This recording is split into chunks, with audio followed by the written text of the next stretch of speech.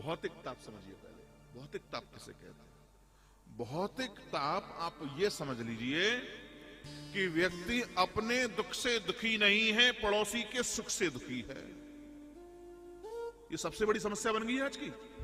हाँ, अरे ये मेरे साथ पढ़ा हुआ था, मेरे साथ इसने हाई स्कूल करी, मेरे साथ इसने 12th करी, और मेरे साथ इसने अन्य कोर्स करे, MBA BA सब साथ साथ ही करी। इसने 3 मंजिल की बिल्डिंग बना ली और मेरा वो 1 मंजिल का भी चक्कर रह गया। इसके घर में BMW गाड़ी आ गई, मेरे पास में अभी तक वही मारुति 800 पुरानी वाली। हाँ? इसका बच्चा विदेश पढ़ने के लिए जा रहा है, मेरा वो सरकारी में ही पढ़ रहा है अभी तक। हाँ? और इसके ससुराल से तो बड़ा माल आता है, और मेरे ससुराल से तो पता नहीं, ये तो लोग ऐसे ही मिल गए हमें तो। हाँ? ऐसे कभी सोचना नहीं चाहिए। हाँ, होती है ये समस्या, होती है ना, यही भौतिकता, यही भौतिक समस्या है।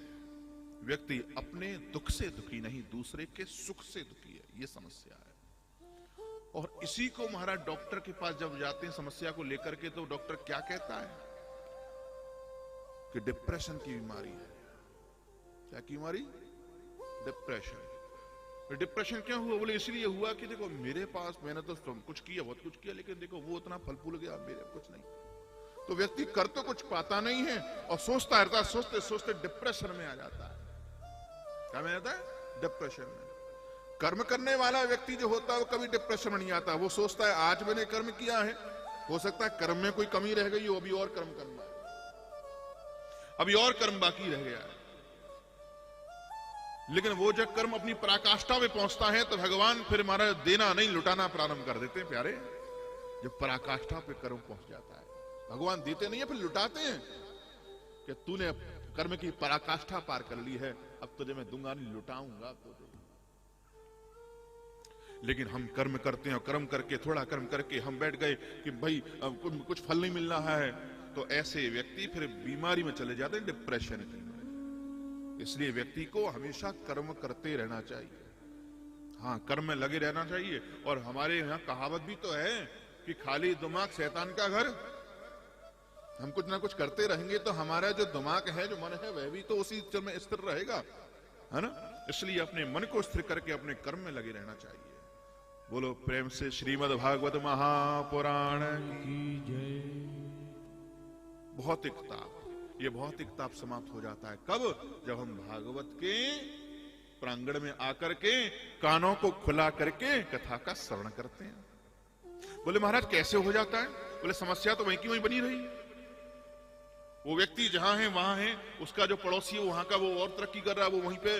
तो कि क्या कारण ऐसा होता है जिससे वो भौतिक ताप समाप्त हो जाता है? कैसे फायदा पड़ जाता है? कैसे वो ताप समाप्त हो जाता है? ये तो बताएं। बस आपने वो लिखी लिखी बात को बोल दिया और हमने सुन लिया, ऐसे थोड़ी होता है। होता है कैसे? तो कैसे होता है? दृष्टि में परिवर्तन आ जाता है प्यारे। दृष्टि में, जो दृष्टि कथा श्रवण करने से पहले तरक्की जिसने कर ली, अपने मित्र ने, अपने पड़ोसी ने, उसको देखता है, वो भागवत को श्रवण करने के बाद में, सत्संग में आने के बाद में, सदगुरुदेव की शरणागत होने के बाद में ऊपर की ओर नहीं नीचे की ओर देखता है कि कितने लोग तो ऐसे हैं जिनकी छत भी नहीं है, कितने लोग तो ऐसे हैं जिनके पास में साइकिल भी नहीं है, मेरे पास तो 800 है, मेरे पास तो छत है। कितने लोग तो ऐसे हैं जो फुटपाथ पे सोते हैं, मेरे पास में 2 समय का भोजन तो है। कितने लोग तो ऐसे हैं जिन्हें एक समय का निवाला प्राप्त नहीं होता। ये दृष्टि में परिवर्तन आ जाता है प्यारे। और जब दृष्टि में परिवर्तन आता है तो भौतिक ताप समाप्त हो जाता है। क्योंकि ये समस्या तो कहां थी? ऊपर देखने की समस्या थी, और जब नीचा देखना सीख लेते हैं तब समस्या समाप्त हो जाती है। इसलिए ये भागवत, ये सत्संग, ये सदगुरुदेव के शरणागत जब होते हैं तो हमारी दृष्टि में परिवर्तन आता है और ताप अपने आप समाप्त हो जाता है। बोलो होगा कि नहीं होगा? एक बार दृष्टि को चेंज कर लो, ऊपर से नीचे की ओर देखना प्रारंभ कर दो, देखना कितना मजा आने लग जाएगा। अरे मैं तो इसकी योगी नहीं हूं जितना भगवान ने मुझे दिया है इसके तो मैं बिल्कुल उपयोग में नहीं हूं। अपने कर्मों को झांक करके देखो, और जिस दिन कर्मों को झांक करके देखोगे उस दिन समझ जाओगे कि हाँ, मेरे अंदर तो ऐसी इतनी क्वालिटी नहीं थी जितना भगवान ने मुझे दे दिया है ना। ये सोचनीय विषय है। भौतिक ताप समाप्त हो जाता है कब? बोले सब सदगुरुदेव की शरणागत में जाकर के भागवत का श्रवण किया जाता है। दैहिक ताप, दैविक ताप सब समाप्त हो जाता है कब? बोले जब भागवत का श्रवण किया जाए, भागवत को कहा जाए, श्रवण किया जाए।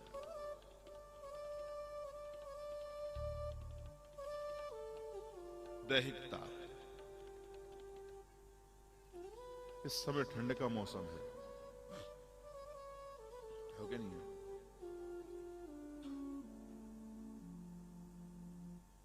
और अभी ठंड भी पड़ रही है, ऐसी बात नहीं, यहां भी अच्छी खासी है।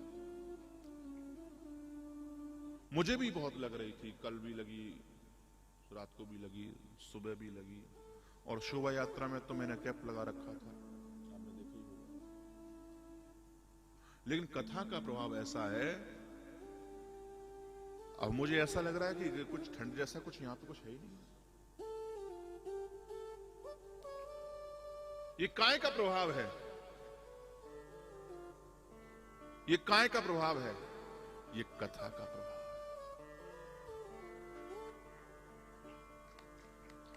और इसको आप भी महसूस करेंगे। बोले कब?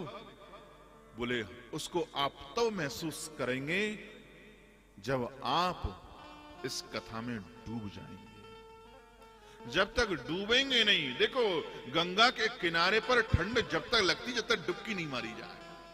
एक डुबकी मारी नहीं कि ठंड दूर हुई नहीं, होता नहीं होता है? जब जब तक लगती जब तक उसमें प्रवेश ना किया जाए।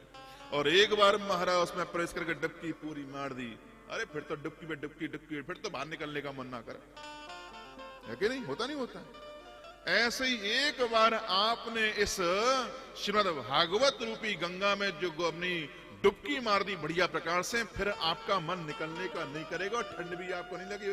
फिर तो अब तो और डुबकी लगाता आनंद आ रहा है। हाँ, तो बस डुबकी लगाने का काम है। बोलो प्रेम से श्रीमद् भागवत महापुराण की।